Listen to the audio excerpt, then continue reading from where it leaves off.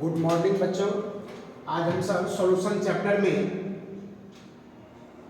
2018 में पूछे जाने वाले ऑब्जेक्टिव क्वेश्चन के बारे में पढ़ेंगे। तो इसमें सबसे पहला क्वेश्चन है HCl एवं H2O के स्थिर क्वाथी मिश्रण, स्थिर क्वाथी एजियोट्रॉपिक है ना, ये मिक्सचर है ना, एजियोट्रॉप्स कहा जाता है ना, वैसा मिश्रण है ना जो संगठन में बिना परिवर्तन किए हुए एक नियत ताप पर जो है ना बनता है, तो वैसे मिश्रण को हम स्थिर क्वाथी मिश्रण बोलते हैं। तो HCl और H2O को मिला के आप स्थिर क्वाथी मिश्रण बना सकते हैं। तो उसमें HCl कितना रहेगा है ना, चॉइस में सब HCl का दिया हुआ है ना, तो ये फिक्स होता है कि कितना परसेंटेज आप कौन रहेगा, तभी जाके वो आपको स्थिर क्वाथी मिश्रण बनेगा। तो उसमें HCl का जो है कितना होगा, HCl का होगा 20.2% और शेष आपको जल रहेगा, याद रखिएगा है ना। अगर HCl और H2O का स्थिर क्वाथी मिश्रण बनेगा है ना, एजियोट्रॉप बनेगा, स्थिर क्वाथी है ना, एजियोट्रॉपिक मिश्रण या एजियोट्रॉप्स भी बोला जाता है, तो उसमें HCl कितना रहेगा 20.2% है ना, कितना रहेगा 20.2%। दूसरा क्वेश्चन है केन शुगर है ना, केन शुगर सुक्रोज है ना, केन शुगर है ना, सुक्रोज है ना, सुक्रोज चीनी है ना, और जिसका अनुभार कितना होता है 342 होता है, के 5% है ना, कितना है 5% के घोल है ना, मतलब केन शुगर का 5% घोल है ना, इसका कितना है 5% विलियन है। और पदार्थ X के 1% घोल के आइसोटोनिक है। आइसोटोनिक किसको बोलते हैं, समप्राशली विलयन है ना, समप्राशली का मतलब होता है वैसा 2 विलयन जिसका प्राशन दाब समान होता है ना, आइसोटोनिक समप्राशली है ना, इसी को बोला जाता है समप्राशली विलयन है ना, जिसका प्राशन दाब है ना 2 विलयन जिसका प्राशन दाब समान हो तो वे समप्राशली कहलाएगा, आइसोटोनिक कहलाएगा।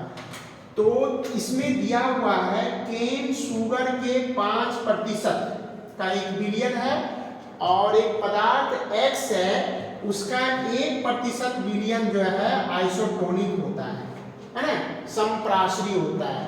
तो उसमें X का अनुभार क्या होगा, तो दोनों विलयन के जब समप्राशली है तो दोनों विलयन के प्राशन दाब को हम क्या करेंगे, बराबर कर देंगे।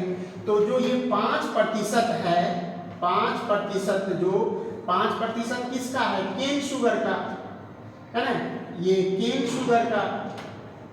शुगर का जो प्राशन दाब होगा, प्राशन दाब ये बराबर हो जाएगा 1% ये घोल है ना, ये है ना X का है ना प्राशन दाब, दोनों विलयन के प्राशन दाब को बराबर कर देंगे।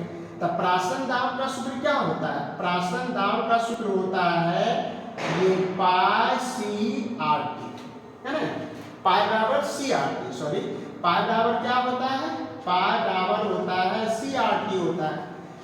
तो 5% केन शुगर का प्राशन दाब निकाल दीजिए, इसको तोड़िएगा, C बराबर मोलर N/V, उसके बाद ये RT और इधर वाले के विलयन के लिए भी लिखिएगा है ना, तो ये हो जाएगा है ना, प्राशन दाब इसका भी मतलब ये CRT है ना, तो C बराबर हो जाएगा N/V RT।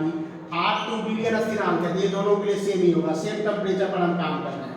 अब N जो है N क्या मोल है ना, मोल जो है कैसे निकालते हैं है ना, द्रव्यमान में मोल द्रव्यमान से भाग दे देते हैं और इंटू V है ना, और इधर फिर N को फिर तोड़ेंगे इधर भी, तो W/M और V और ये RT, तो ये RT तो दोनों में है, ये तो कैंसिल हो जाएगा है ना, ये तो कैंसिल हो जाएगा।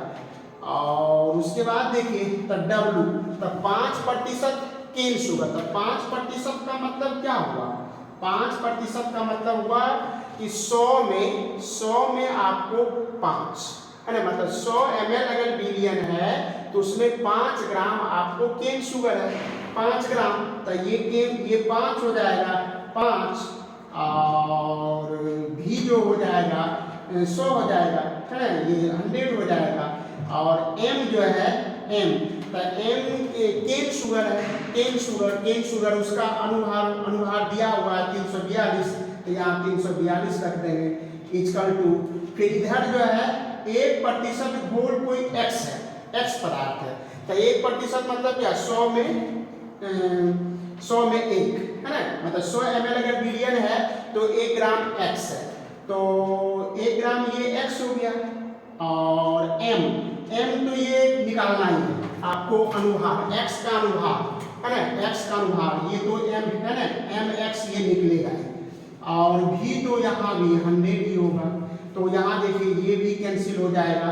अब हमको निकालना है mx, तो mx बराबर क्रॉस मल्टीप्लिकेशन कीजिएगा, तब 342 ऊपर जाएगा, 5 नीचे आएगा, अब 5 से उसमें भागा दीजिए, तो 6 मिनट में लगेगा, 5 30 और 8, फिर 4 होगा, 68.4, ये आपका आंसर आ रहा है ना, ये ए है ना, ए आंसर होगा, 68.4 होगा।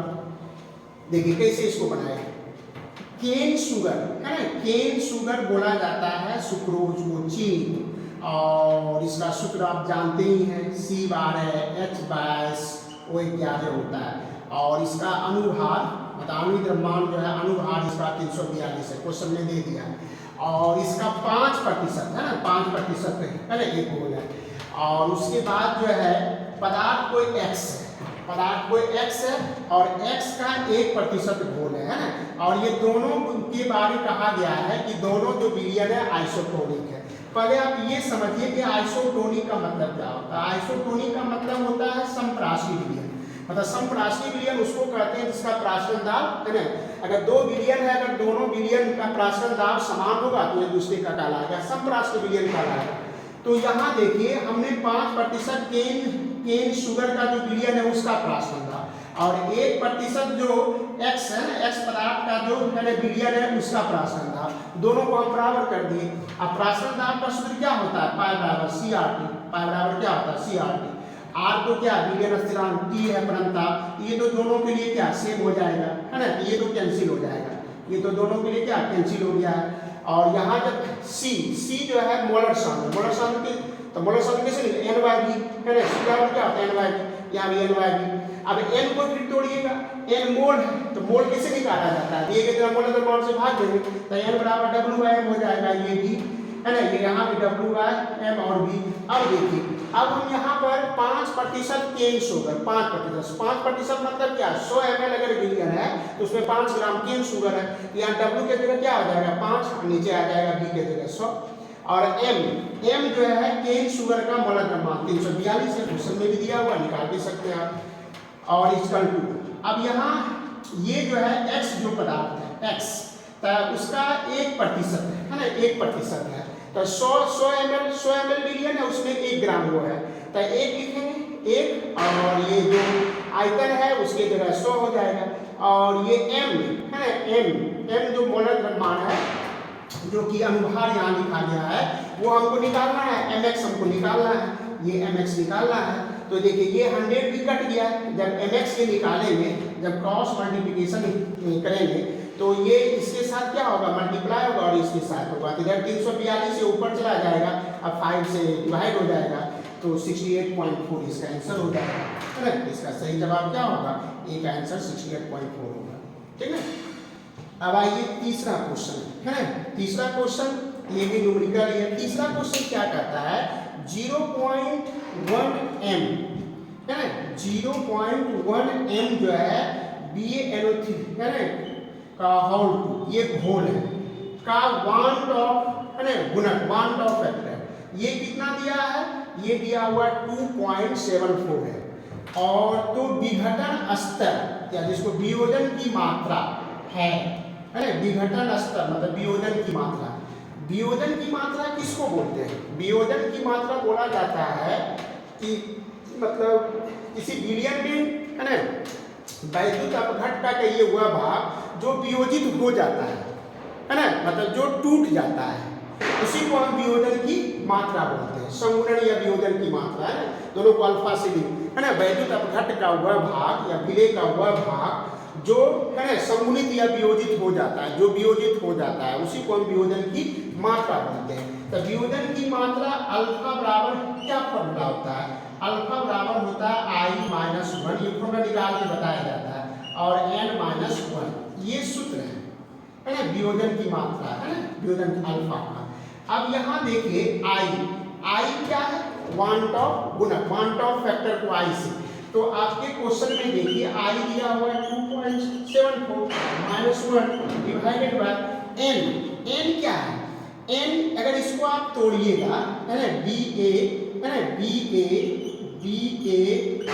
no, है ना, 3 का इसको तोड़िएगा तो ये टूटेगा, है ना, ba 2 प्लस 2 no, है ना, 3 माइनस, मतलब ये टूटने के बाद ये आपको एक ये रहेगा, एक आयन ये है और 2 है, तो टोटल जोड़ दीजिएगा कितना हो जाएगा? n बराबर 3 हो जाएगा। यहाँ n की जगह कितना 3 लिखेंगे, 3 और माइनस 1, तो इसको जो है 2.7 पर 1 घटेगा, ये आ जाएगा 1.74 और इसको डिवाइड कीजिए किससे, है ना, 2 से, है ना, 2 से इसको, है ना, भागा दे दीजिए 0. है ना, ये 8 हो जाएगा और 7 हो जाएगा। और अगर इसको हम प्रतिशत में लिखेंगे, है ना, प्रतिशत में लिखेंगे तो कितना हो जाएगा? 87 प्रतिशत हो जाएगा। तो इसका सही जवाब क्या होगा? बी होगा, है ना। फिर से समझिएगा, 0.1 MBA का हॉल 2 कोई घोल है, 1 बिलियन है, इसका वांट ऑफ गुणक आपको दे दिया, वांट ऑफ फैक्टर दे दिया, है ना, 2.74 है। और तो विघटन स्तर मतलब वियोजन की मात्रा है, तो वियोजन की मात्रा हम किसको बोलते हैं?